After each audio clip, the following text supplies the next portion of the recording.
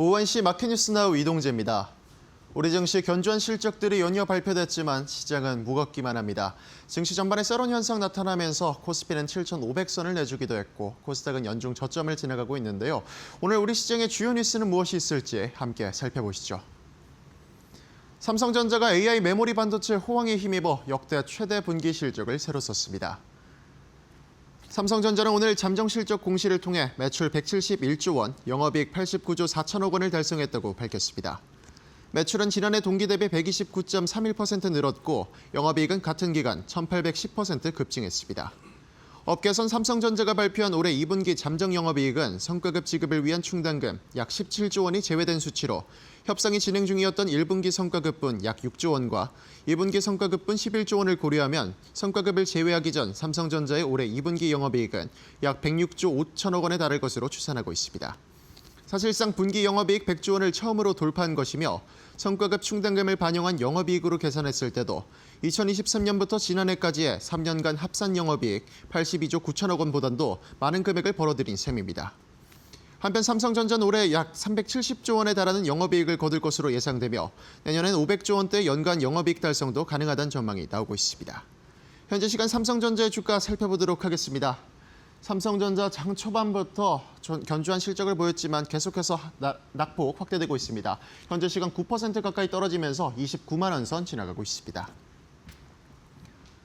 최대 60조 원 규모로 추산된 캐나다 차세대 잠수함 도입 사업 CPSP 우선 협상 대상자에 독일 기업이 선정되며 하나오션이 고배를 마셨습니다. 캐나다 정부는 간밤 CPSP 사업의 우선 협상 대상자로 독일 티센크루프 마린 시스템스를 최종 선정했다고 발표했습니다. 이어 양사의 수주전이 막판까지 초박빙이었으며 이번 결정이 잠수함 자체뿐만 아니라 경제적 영향까지 고려한 결정이었음을 시사했습니다. 또한 만약 티센크루프와의 협상이 결렬될 경우 캐나다는 예비 공급업체인 하나오션을 우선 공급업체로 지정하고 협상을 진행한다고 말했습니다. 한편 하나오션은 정부의 전폭적인 지원과 우리 잠수함의 뛰어난 성능, 해군의 성공적인 잠수함 운용 경험을 바탕으로 수주에 혼신의 노력을 기울였지만 나토 동맹의 벽을 넘지 못했다며 이번 수주 경쟁을 통해 확인된 과제들을 면밀히 분석해 글로벌 시장에서 더욱 도약하겠다고 말했습니다. 현재 시간 하나오션의 주가 살펴보도록 하겠습니다. 하나오션 장 초반부터 크게 떨어졌습니다. 전날 상승했던 상승폭보다도 훨씬 더 큰 폭으로 떨어지고 있는데요. 현재 시간 23.86% 내린 88,400원 선 지나가고 있습니다. LG에너지솔루션이 올해 2분기 흑자 전환에 성공했지만 미국 세액공제 효과를 제외하면 적자가 이어졌고 수익성 회복이 여전히 과제인 것으로 드러났습니다. LG에너지솔루션은 오늘 2분기 잠정 실적을 공개하며 매출은 지난해 동기 대비 24.8% 증가한 7조 5,602억 원, 영업이익은 77% 감소한 1,133억 원을 기록했다고 밝혔습니다. 직전 분기와 비교하면 매출은 15.3% 늘어나며 10개 분기 만에 7조 원대 매출을 기록했고 영업이익은 1분기 2,078억 원 적자에서 흑자 전환했습니다. 다만 미국 인플레이션 감축법 등에 따른 세액공제 효과가 2,410억 원으로 집계돼 이를 제외하면 영업손실 1,277억 원으로 여전히 적자가 이어졌습니다. 또한 FNN 가이드가 제시한 시장 컨센서스인 영업이익 2,034억 원도 크게 밑돌면서 본업 수익성 개선이 하반기 해결해야 할 가장 중요한 문제로 떠올렸습니다. 현재 시간 LG에너지솔루션의 주가 살펴보도록 하겠습니다. LG에너지솔루션도 오늘 약세 이어가고 있습니다. 현재 시간 8% 넘게 떨어지면서 32만 6천 원 선 지나가고 있습니다. 삼성전자가 역대급 실적을 발표했지만 실적과 지수는 엇갈리고 있습니다. 호실적 발표로 증시가 안정될 것이란 기대감보다 정점에 대한 우려가 발동되면서 우리 시장 오늘 크게 밀리고 있는데요. 다만 여전히 SK하이닉스의 ADR 상정과 주요 실적 공개 등 남아있는 이벤트들이 많은 만큼 시장 주의 깊게 살펴보셔야겠습니다. 민감하게 움직이는 시장 속 대처 방안과 맞춤 전략, 저희와 함께 알아보시죠.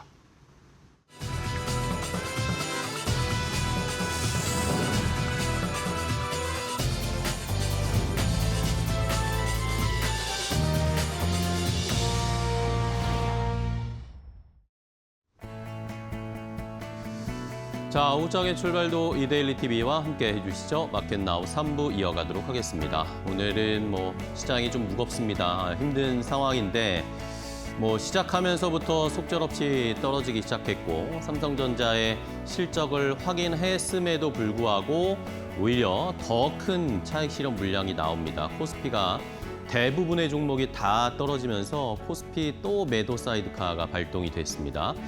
자, 여기에다가 뭐 어제 저녁에 이야기가 나왔죠. 하나오션 이 캐나다 잠수함 사업 실패, 일단은 수주에는 실패한 상황입니다. 이러니까 전반적으로 우리 시장에 안 좋은 이슈들만 계속 좀 출해가 되면서 오늘 시장이 매우 어려운 상황이고 아마 시청자분들도 와, 이거 어떻게 해야 되나, 우리 시장 꺾이나 싶을 정도로 좋지 않은 분위기가 이어지고 있습니다. 자, 그래서 일단은 뭐 가장 중요한 게 삼성전자의 실적이었잖아요. 어제는 뭐 좋게 이야기를 드렸는데 오늘 그럼 도대체 왜 이렇게 떨어지는 건지, 그리고 삼성전자 그럼 어떻게 해야 되는지를 앵커 브리핑을 통해서 함께 좀 알아보도록 하겠습니다. 자, 삼성전자의 실적이 오늘 장 시작 전에 발표가 됐습니다. 어제 뭐 제가 말씀을 드렸을 때 100조 원 분기 영업이익 한번 가보자라는 그런 말씀을 드렸는데 사실 다 자세하게 들여다보면 분기 영업이익이 사실상 100조를 돌파한 겁니다. 그런데 오늘 숫자는 100조가 안 나왔죠. 오늘 100조가 안 나오고 한 89조 정도가 나왔습니다. 이러면서 시장에서 예상했던 것보다는 조금 낮게 나온 모습입니다. 이러면서 시장에서는 여러 가지 좀 어려운 이야기들이 나오고 있는 상황인데요. 자, 지금 특별 경영 성과급이 19조 원 정도가 충당됐다. 그러니까 이것을 제외하니까 89조 정도가 나온 것이고, 그러면서 만약에 이런 충당금이 없었다, 만약에 이런 성과급이 없었다라고 하면은 한 110조 정도가 나왔던 거라고 우리가 예상을 할 수가 있는 상황입니다. 메모리 쪽은 뭐 우리가 예상했던 것처럼 너무나 좋은 상승이었고요. 그리고 안 좋았던 쪽은 이제 이쪽이었습니다. 결국엔 파운드리 쪽이 좀 부담을 여전히 적자를 지속하고 있는 모습이었고, MX 그러니까 휴대폰이라든지 스마트폰 이쪽으로 모바일 익스피리언스, 모바일 경험 쪽에서 아무래도 메모리 가격이 올라가다 보니까 이런 판매가 좀 둔화되는 모습, 그러면서 MX 부분이 적자로 전환한 것도 시장에서는 좀 부담으로 작용을 한 모습입니다. 이러면서 뭐 우리가 긍정적으로 막 생각을 했을 때는 메모리가 너무나 좋았고, 만약에 이 충당금, 이 성과급에 대한 삭감만 없었다면 100조가 영업이익이 넘었을 것이다 라고 우리가 최대한 긍정적으로 해석을 해볼 수 있지만, 사실 주가는 여기에 반응을 하지 못하고 있는 상황입니다. 다음 페이지 보실까요? 자, 이러면서 사실 삼성전자가 이번에 영업이익이 세계 1위로 올라섰습니다. 엔비디아보다도 많고 알파벳, 마이크로소프트, 애플보다도 지금 분기 영업이익이 많은 거거든요. 사실 뭐 미국과 이 분기가 약간 차이가 나니까, 달수가 차이가 나니까 좀 절대 비교는 못할 수 있지만, 어쨌든 가장 최신 실적 발표 데이터를 기반으로 했을 땐 삼성전자가 이제 전 세계의 빅테크 기업들, 하이퍼스케일러들보다도 분기 영업이익이 최대로 많은 기업이 됐습니다. 584억 달러까지 영업이익이 늘어난 것이고요. 이런데도 오늘 주가가 30만 원이 붕괴됐다라는 것은 납득하기가 좀 어려운 상황이긴 합니다. 시장에서도 투자자분들도 아마 그렇게 생각을 하실 것 같고, 영업이익률 측면에서 봤어도 지금 삼성전자가 영업이익률이 이번에 한 52% 정도가 나온 것으로 예상이 됩니다. 52%도 일단은 엄청나게 높은 수치로 많이 올라온 것이고, 엔비디아의 영업이익률과 비교해 봤을 때 엔비디아가 67%가 나옵니다. 지난번 분기에 67% 영업이익률이 나왔으니까 뭐 영업이익이 많긴 하지만 67% 대 52% 영업이익률이 좀 좋지 않기 때문에 주가가 떨어지는가라고 생각을 해봐도, 사실 아까 말씀드린 충당금, 성과급을 제외하고 나서 그럼 삼성전자 영업이익률이 얼마나 나올까라고 또 계산을 해보면, 성과급을 제외하면 삼성전자가 60%대까지 영업이익률이 올라갑니다. 62%대까지 올라가는 거죠. 그럼 67대 62, 5%포인트 차가 나는 것인데도 주가가 이렇게 떨어진다라는 것도 역시 아직까지는 좀 납득하기가 어려운 시장의 분위기가 계속 이어지고 있는 상황입니다. 자, 이런 상황에서 이제 이 실적을 보고 나서 여러 증권사들, 해외 투자은행들이 그럼 삼성전자 이제 어떻게 봐야 하냐라는 여러 가지 평가들을 내놓기 시작했는데요. 일단은 우리나라에서는 메리츠증권은 실적 발표 후에 리포트를 보여줬는데 이 실적이 우리가 컨센서스에 약간 못 미쳤기 때문에 시장이 실망을 하는 것 같은데 이것은 굉장히 기대 이상의 호실적이다라고 해석을 했습니다. 기대치보다 중요한 것은 이 메모리 사이클의 위치인데 현재 메모리 사이클은 여전히 강력하다라는 거죠. 현재 공급 최소 2027년 4분기까지는 수요 증가 속도를 따라가지 못할 정도로 현재는 메모리 사이클 여전히 계속 강력하다라는 의미였고요. 이런 것들이 이제 메모리 사이클이 계속 앞으로 위로 우상향하고 있는 상황인데 이런 상황에서 판가가 올라가면서 물량도 확대되는 요 중복되는 상황이 발현이 될 때 실적이 이제 다음 분기나 다다음 분기 아니면 내년 초에 더 가파르게 실적 상승세가 나타날 것이다 라는 얘기를 했습니다. 그러니까 올해 3분기나 4분기 정도부터 내년 2분기까지 가격과 물량이 동시에 확대되면서 이익 상승폭이 훨씬 더 높아질 것이기 때문에 지금의 실적이 어떻게 보면 그것의 초입 아니면 중반으로 향해 가는 위치다라는 거죠. 그러니까 지금 너무 실망할 필요가 없는데 시장에서는 이것을 우리가 절대 숫자보다 낮게 나왔으니까 약간 실망스럽다라는 것으로 평가를 하고 있습니다. 그렇게 봐서는 안 된다라는 그런 의견이었습니다. 그러면서 앞으로 중요하게 살펴봐야 되는 것은 계속해서 삼성전자나 SK하이닉스 메모리 업체들의 컨센서스 상향이 어느 정도 이루어지는지 그 추세는 계속 이어질 거다라고 메리츠는 보고 있었고요. 그 다음에 중요한 것은 지금 외국인 지분율이 삼성전자가 계속 낮아지고 있는 것에 부담을 느끼고 있는 상황인데 이것은 메리츠는 어떻게 봤냐 하면 외국인들은 지금 메모리 사이클이 기존의 그 전에 AI 사이클 말고 그 전에 메모리 사이클로 해석을 하면서 외국인들이 계속 지분을 정리하는 것이다 라는 의견을 보여주면서 그것을 착각하는 것이다 라는 표현을 쓰더라고요. 그러니까 이제 새로운 AI 사이클에서는 메모리의 평가를 다시 해야 된다라는 그런 의견이었고요. 여기에다가 올해 잉여 현금을 프리 캐시 플로우에서 삼성전자가 50%의 주주환원 정책을 펼칠 것이다라는 것도 앞으로의 계획을 봐야 하고 그게 주가에 반영돼야 한다라는 그런 의견이었습니다. 이러면서 메리츠증권은 지금 이제 실적 개선이 가속화될 상황이 펼쳐질 것이기 때문에 비중 확대를 권고한다라는 의견을 제시했고요. 비슷하게 JP모건 체이스도 지금 반도체가 전반적으로 우리나라도 그렇고 일본도 그렇고 미국도 메모리 쪽에 조정을 받고 있잖아요. 지금의 반도체 조정은 매수의 적극적인 기회다. 매수 찬스다라고 JP모건 체이스도 오늘 삼성전자 실적 보고 나서 다시 한번 코멘트를 주는 상황이었습니다. 자, 그런데 또 한쪽에서는 약간 우려스럽다라는 의견도 분명히 존재하기는 합니다. 그런 이야기들이 이제 하나 둘씩 여기저기서 좀 나오고 있는데요. 모건 스탠리는 의견을 약간 다르게 가져가는 모습이더라고요. 자, 메모리 사이클이 이제 약간 정점에 도달한 건가? 도달했다라고 확정해서 말한 건 아니었고요. 도달하고 있나라고 의심을 하기 시작을 했습니다. 자, 모건 스탠리가 지금 이거 보시면 D램의 YOY 대비해서 계약의 성장률 이런 것들 상승률을 보고 있는데 지금 최근에 엄청난 가파른 속도로 올라오고 있잖아요. 그런데 이 상승 사이클이 이제는 전례 없는 너무 높은 수준이기 때문에 이것이 이제는 조금씩 상승률이 둔화될 가능성이 있다라고 모건 스탠리는 해석을 하고 있었습니다. 그러면서 지금 나타낸 것이 PBR 측면으로 봤을 땐 이제는 약간씩 부담스럽다라는 그런 의견도 역시 제시를 하면서 이제는 요 상승 사이클이 좀 정점에 도달을 했을 수도 있다. 그러니까 조금 단기적으로는 변동성이 확대될 수 있다. 지금 시장이 그런 모습이잖아요.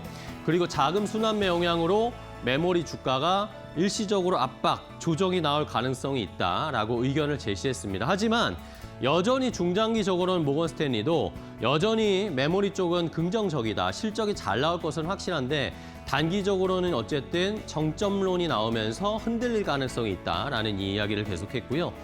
내년의 이익은 여전히 좋을 것이다. YOY 대비해서 35에서 40%대로 상승, 더 증가가 일어날 것이기 때문에 단기적으로는 어느 정도 좀 대응이 필요하고 중장기적으로 봤을 땐 여전히 매몰이 유효하다라는 그런 의견을 제시했습니다. 자, 시장에서는 이 컨센 대비해서 어쨌든 이 90조 정도대는 나오지 않을까라는 생각이었는데 그것을 약간 하회하면서 실망도 분명히 있는 것 같고요. 여기에 더해져서 삼성전자나 SK하이닉스 레버리지 ETF 이런 것들도 분명히 영향을 굉장히 많이 주는 것 같습니다. 이런 것들도 분명히 정부나 어쨌든 금융당국에서 뭔가의 조치가 있지 않은 이상은 이렇게 좋은 실적을 발표하고도 주가가 이렇게 흔들린다? 분명히 좀 생각해 볼 필요가 있다는 것도 시장에서 공감대가 형성되고 있는데 과연 앞으로 어떤 움직임들이 나타날지를 잘 살펴보시면서 투자 전략을 세워야 할 것 같습니다. 앵커 브리핑이었습니다.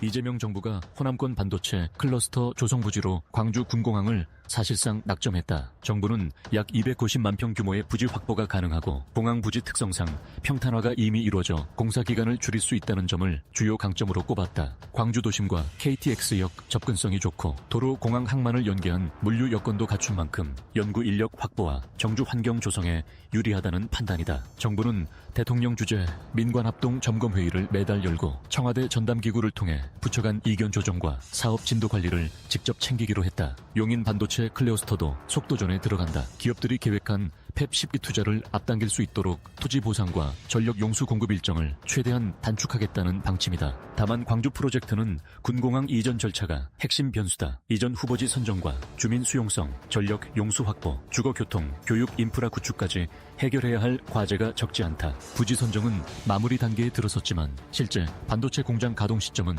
군공항 이전과 핵심 인프라 공급 속도에 달려 있다.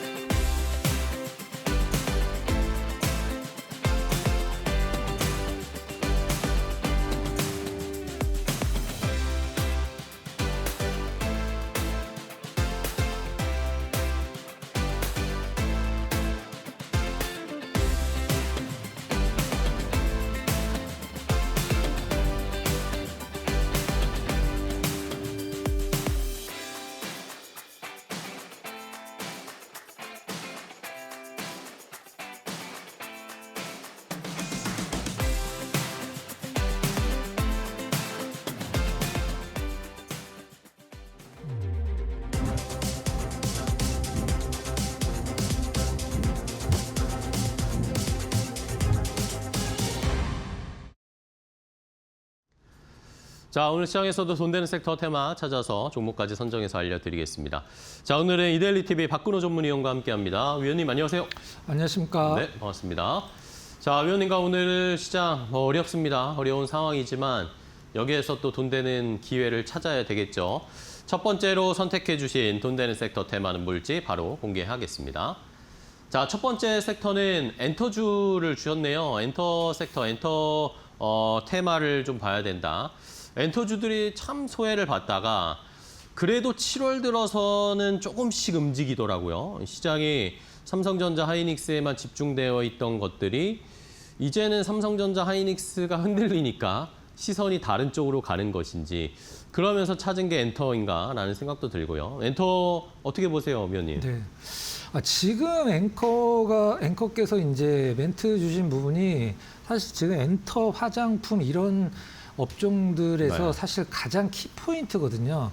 일단 증권가에서는 이제 엔터주가 이제 수급 불균형으로 그동안에 많이 떨어졌다. 이제 주가가 저평가를 넘어서 이제 뭐 딥밸류라고 표현할 정도로 이제 과도하게 이제 떨어져 있다고 표현하는데 근데 지금 이제 멘트 주신 부분이 저도 이제 설명을 드리려고 했던 부분인데 네네. 지금 엔터주, 화장품주들 이런 뭐 게임주도 좀 뭐 나쁘진 않죠. 이제 반등하는 것을 두 가지로 이제 나눠서 우리가 이제 어떤 분석을 해볼 수가 있는데 네. 자체 탄력으로 일단은 시장의 투자자들한테 어떤 매력을 어필을 해서 이제 주가가 올라가는 게 이제 첫 번째 전자고 두 번째는 이제 반도체가 흔들리니까 이제 반도체 쪽에 투자를 생각을 하셨던 분들이 반도체 조금 안정될 때까지 좀 기다려 보고 그나마 좀 실적 좋은 엔터 화장품 쪽으로 좀 잠깐 좀 눈을 돌려보자.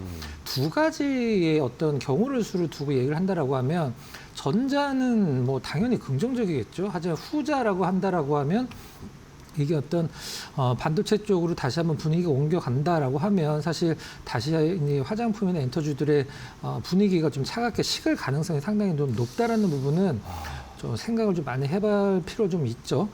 일단 지금 엔터주들 이제 우리가 보통 뭐 4대 엔터라고 보통 얘기를 하죠. 하이브, SM, YG, 뭐 JYP 이렇게 얘기를 하는데 좀 약간의 차이는 있긴 합니다만 보통 50%씩은 다 빠진 것 같아요. 연초 대비해서도 네. 작년 고점이 아니라 연초만 하더라도 일단 실적은 각 사마다 조금씩 다른 부분이 있긴 합니다만은 우리가 보통 화장품주들 움직이면은 실적이 다 다르지만 같이 움직이는 것처럼 엔터주들도 대장이 움직이면 이제 다른 밑에 2선, 3선 기업들도 같이 움직이거든요. 2분기 실적은 좀 다르긴 하겠습니다만 평균적으로 컨센서스에 부합할 것으로 이제 증권가는 좀 내다보고 있는 상황이고 가장 중요한 거죠. 이제 하이브 실적이 어떤 좋아지면서 시장의 우려감을 해소를 하고 주가가 오르면 다른 엔터주들은 그냥 가만히 있어도 올라갑니다. 우리나라 시장에서는. 하이브만 이제 주목해서 조금 주가 흐름을 보면 될 것 같고 오늘 뭐 상당히 좋은 흐름 나름대로 시장 대비해서 보여주고 있는 상황입니다. 네. 자, 이렇게 반도체가 흔들리니까 이제 실적 시즌 맞이했으니까 실적 좋은 걸 그래 정신 차리고 좀 봐야겠다라는 생각이 들면서 오늘 엔터나 화장품이나 아니면 뭐 관광 이쪽이 좀 그나마 시장에서 버텨주고 있습니다. 자, 그러면 엔터주들 어떤 종목들을 볼까요? 4대 뭐 메이저 엔터를 볼까요? 뭐 네. 볼까요? 저 엔터랑 미디어를 좀 한번 오늘 엮어봤는데요. 미디어도 오늘 사실 나쁘진 않거든요. 네네. 일단 미디어 대장주 이제 엔터라고 봐도 됩니다. 사실 스튜디오 드래곤 한번 좀 보도록 하겠습니다. 스튜디오 드래곤 이제 2007년인가 2017년, 2010년도 초중반 이제 상장을 해서 100% 정도 올랐죠. 그때 한 6만 원권 정도 상장해서 재기업 12만 원 정도까지 오른 다음에 지금까지 거의 한 8년 정도 떨어지고 있는 상황입니다. 주가가 이제 8년 정도 떨어져서 12만 원 했던 게 지금 한 2만 원 초반까지 떨어졌는데 이게 이제 언제 반등을 할 것인지 그것보다도 더 앞서서 무엇으로 반등을 할 것인지가 상당히 좀 힘든 숙제이긴 한데 최근에 이제 증권사에서 이 스튜디오 드래곤에 대해서 이제 리포트 나오는 것을 제가 한번 한 줄로 요약을 해보면 외형 성장은 조금 긍정적이나 이익 개선 속도가 예상보다는 느리다 이렇게 좀 표현을 좀 하고 있어요. 사실 이 스튜디오 드래곤의 작품들이 중간중간 이제 가끔 가다가 우리가 흔히 얘기하는 대박 작품들을 내놓긴 합니다만은 이게 이제 단발성으로 좀 그치다 보니까 전체적인 실적에 미치는 부분들이 사실 크진 않죠. 네. 최근에 일단 국내에서의 어떤 좀 한정적인 영업 환경을 좀 탈피를 하고자 미국에 1,900억 정도 투자를 했다라고 이제 언론하고 좀 됐었죠. 보통 이제 미국 쪽이나 이런 데서 IP 판권을 넘어서 현지에서 이제 제작을 해서 이 부분을 좀 키워보겠다. 이제 스튜디오 드래곤 인베스트가 이제 미국 법인인데 이 부분과 관련돼서는 잘 된다라고 하면 사실 이 중장기적인 모멘텀을 나타낼 수 있는 부분이고 이제 이런 엔터사들 같은 경우는 이제 가수들 같은 건 뭐 히트곡이나 이런 것도 중요하지만 이제 이 제작사 같은 경우는 어떤 작품들을 이제 만들어내는 게 중요한데 최근에 여러분들 아마 많이 보셨을 거예요. 참교육 이제 네이버 웹툰인데 이거 이제 드라마화 하면서 이게 상당히 좀 히트를 좀 기록을 했죠. 그리고 이제 취사병 전설이 되다 이것도 상당히 좀 잘 됐고 최근에 가장 히트치고 있는 건 이제 김부장 이제 SBS 김부장이긴 합니다만은 이 판타지오는 이제 시가총액이 워낙 작고 또 오늘 유증 발표에서 또 급락이 좀 나왔죠. 방송에서 다룰 수 있으면 종목은 아니라고 생각을 해서 좀 뺐고요. 일단 미디어 쪽에서 스튜디오 드래곤 한번 살펴봤고 SM 한번 더 엔터사 쪽에서 한번 좀 살펴보면 SM 이제 뭐 시장에서 그 엔터 쪽을 커버하는 애널리스트 분들마다 좀 성향이 좀 다른 것 같아요. 제가 봤을 때는 SM을 이제 최선호주로 픽을 하는 애널리스트가 있고, 그다음에 하이브를 이제 픽을 하는 분들이 있는데, SM은 이제 나름대로 어떤 전통적인 저력을 보는 것 같고, 하이브는 규모를 보는 것 같아요.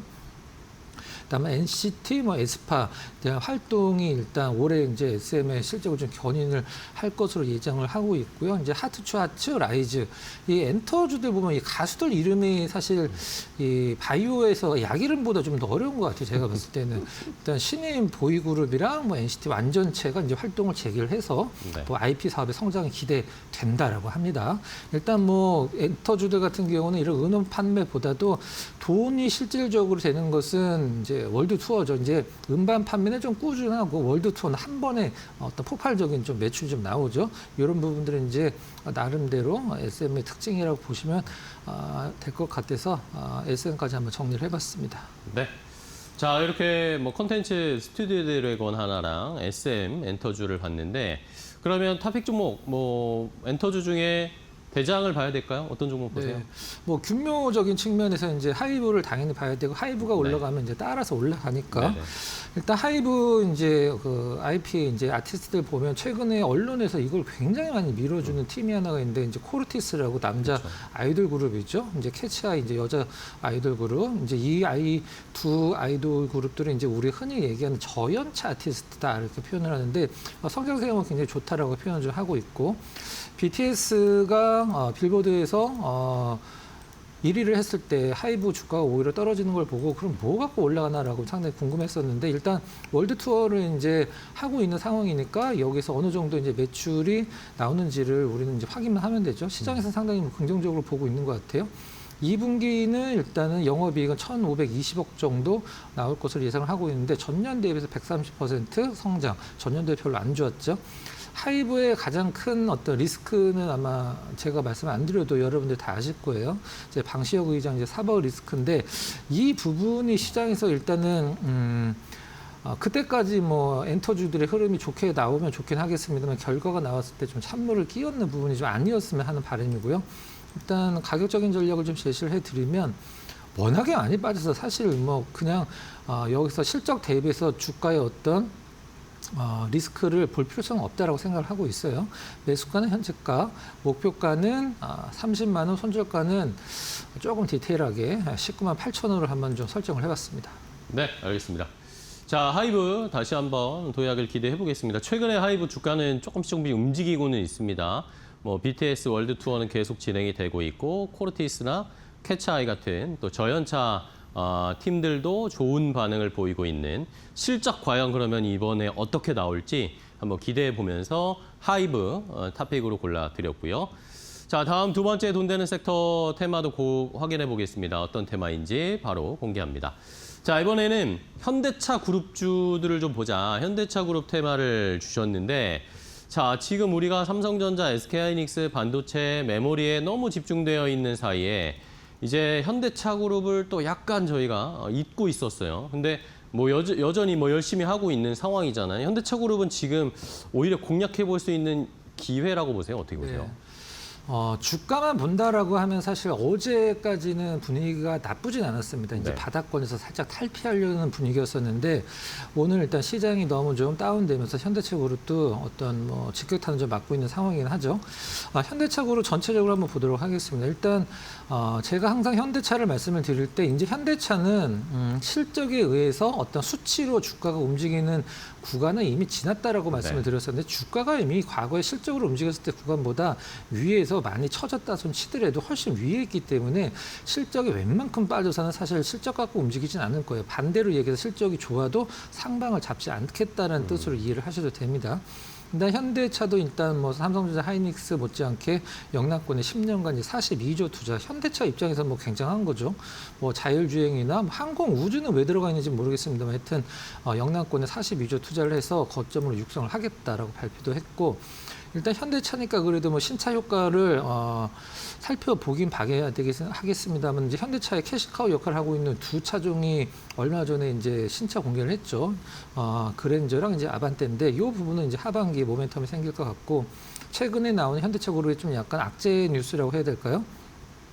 내수 판매가 17년 만에 32만 대 이하로 줄어들었다. 이거는 사실 현대차가 과거에는 2010년도 초중반 정도 됐을 때는 현대자동차가 우리나라에서 버는 돈이 전 세계에서 버는 돈보다 훨씬 더 많았습니다. 그때는. 그래서 현대자동차가 그것 갖고 시장에서 안 좋은 뉘앙스를 풍기니까 이제 국내 영업이익이랑 해외 영업이익을 이제 발표를 안 하기 시작했거든요. 지금까지도 안 하고 있습니다.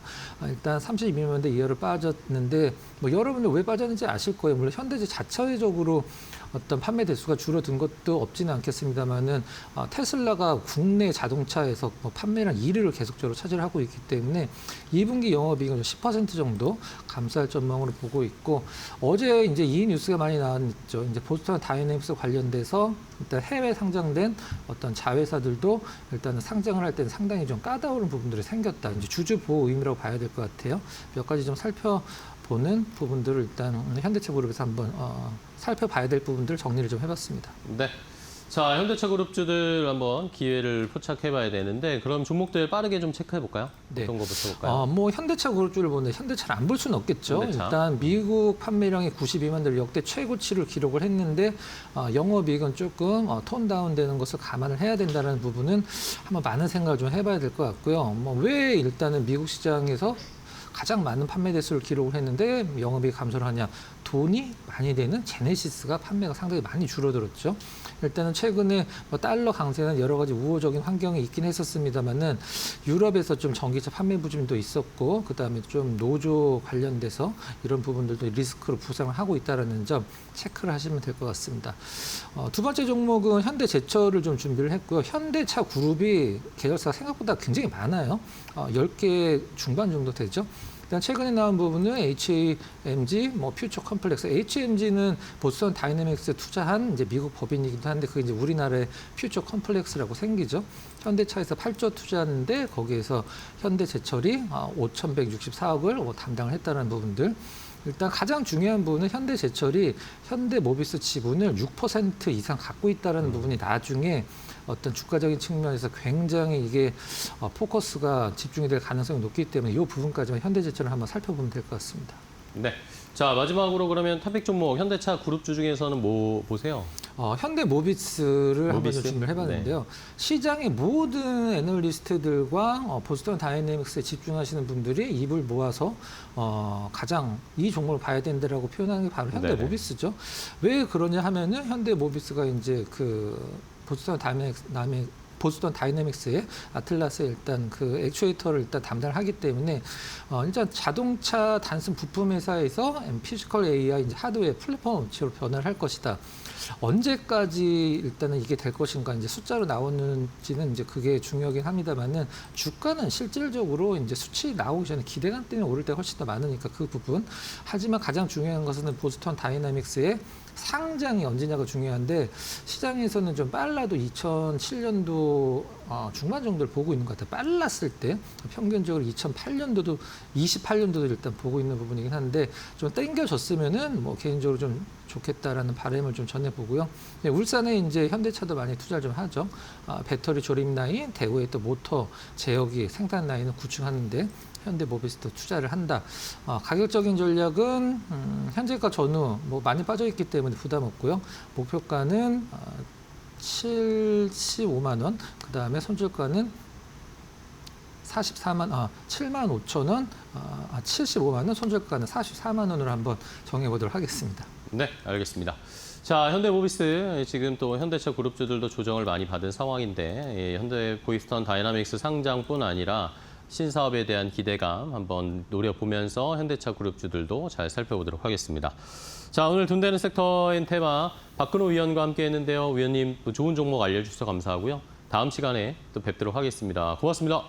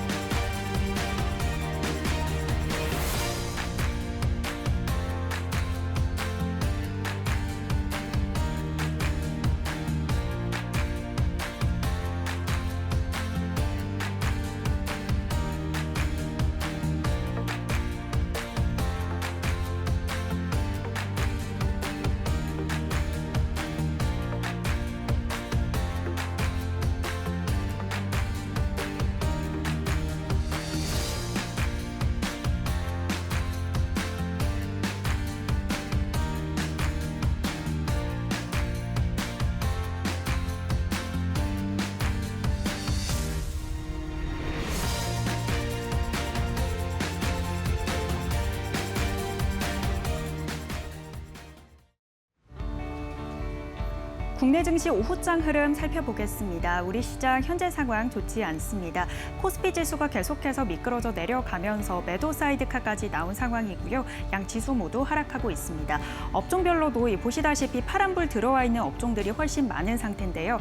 반도체와 기계, 장비, 전력, 설비, 전자기기까지 모두 파란불 들어와 있고 특히 조선해양 관련해서는 한화오션이 수주 실패로 크게 좀 하락을 하면서 전반적으로 지수를 끌어내리고 있습니다. 상승하는 업종으로는 오늘 음식료, 오늘도 좋은 흐름 보이고요. 엔터 관련해서도 동반 강세, 제약바이오 안에서도 업종별로, 이 종목별로 굉장히 크게 오르는 종목들이 존재하는 상황입니다. 그렇다면 지수 상황부터 살펴보시죠. 일단 코스피 지수입니다. 장 초반에 1% 하락으로 출발했는데 보시다시피 계속해서 미끄러져 내렸습니다. 장중에 매도 사이드카까지 나왔고요. 결국에는 7,500선까지 반납하고 말았습니다. 현재도 7.6%대 하락하면서 7,400포인트에 거래되고 있습니다.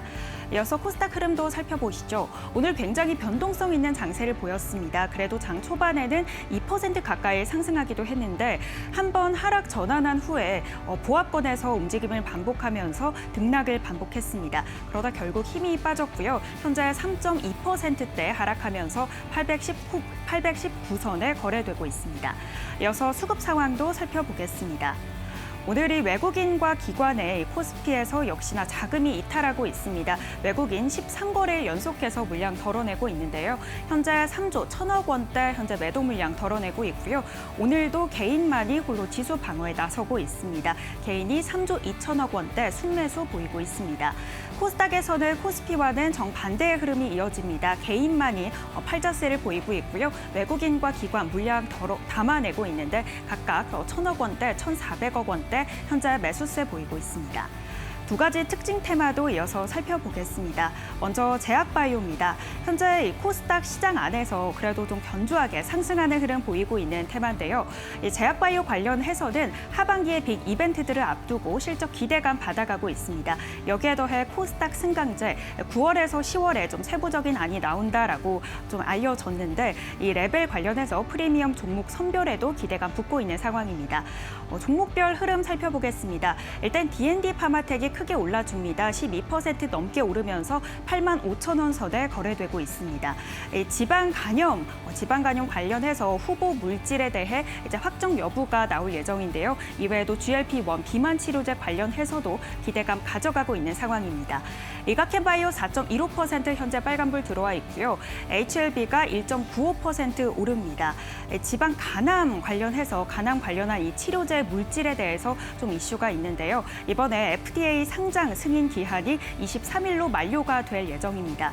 HLB가 최근에 주가 조정을 받았던 만큼 해당 FDA 승인이 나면 주가가 크게 탄력을 받을 거다라고 증권사에서는 예측하고 있는 상황이고요. 코오롱 티슈진 3.17% 상승합니다. 91,000원 선에 거래 이어갑니다. 코오롱 티슈진 관련해서는 이제 앞으로의 그 신약이 나올 가능성 또한 받아가고 있고요. 또 펩트론 관련해서는 일라이릴리와 함께 진행 중인 의료 플랫폼, 특히 비만 치료제 플랫폼 관련해서 앞으로 이 주 계약, 본 계약 전환 여부가 나올 예정입니다. 현재 이 제약바이오 관련 종목들 기대감으로 대부분 오르고 있고요. 펩트론은 하락 전환하면서 4.21% 파란불 17만 9,800원 선에 거래 이어갑니다. 다음 특징주도 살펴보시죠. 다음 테마는 정유주입니다. 어제에 이어서 오늘도 흐름이 좋은데요. 국제 유가가 계속 이 상승 기조를 이어가면서 2분기 실적 개선 기대감 받아가고 있는 상황입니다. 개별적 종목의 흐름 살펴보면 S-오일이 가장 크게 오르네요. 7.78% 오르면서 12만 6천원 선에 거래되고 있습니다. 2026년 하반기 정유주의 수익성을 가늠할 수 있는 정제마진 강세를 현재 계속 이어가면서 실적이 개선될 것이다라는 리포트가 나왔고요. SK이노베이션도 4.35% 상승하고 GS 1.66% 현재 오르고 있습니다. 7만 9천원 선에 거래되고 있는데 GS는 이 정유 쪽의 호재와는 별개로 또 AI 데이터 센터 사업을 이 기업의 핵심 미래 성장 동력으로 좀 승인을 하겠다 공식적으로 좀 발표를 하면서 상승 탄력 더욱 받아가고 있습니다. 중앙에너비스와 흥구석유는 LPG 관련 기업이죠. LPG 에너지 테마로 현재 같이 오르고 나오고 있는데요. 중앙에너비스는 강보합권에 거래되고 있고요. 흥구석유는 장중에 이 상승 흐름 걷다가 이제 하락 전환했습니다. 약보합권의 거래 이어가면서 9,000원 선의 움직임 이어가고 있습니다. 현재 주가 흐름 살펴봤습니다.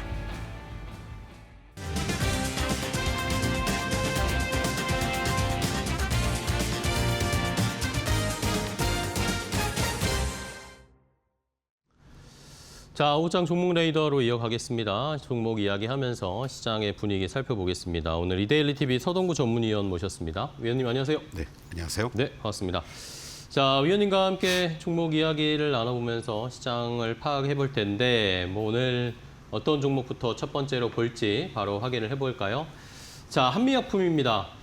자, 오늘 시장이 위원님 이거 참 너무 어렵습니다. 그렇습니다. 네.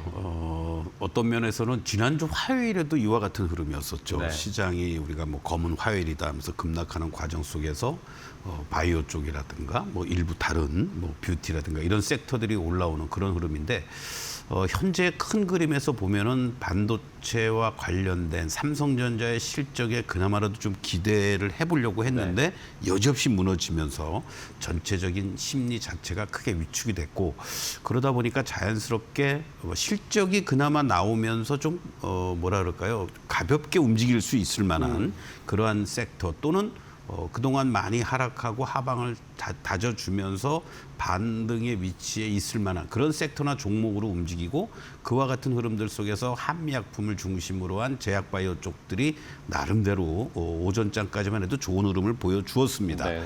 그렇지만 한미약품도 하락세를 보여주고 있는 그러한 모습들을 보여주면서 아무래도 메인이라고 할 수 있는 반도체 투톱이 흔들리고 이쪽들이 무너지는 듯한 모습이니까 다른 쪽들도 추가 상승에 대한 제약이 걸리는 거고 매수 심리가 크게 위축이 될 수밖에 없는 구간이 연출되고 있다라고 보시면 좋겠습니다.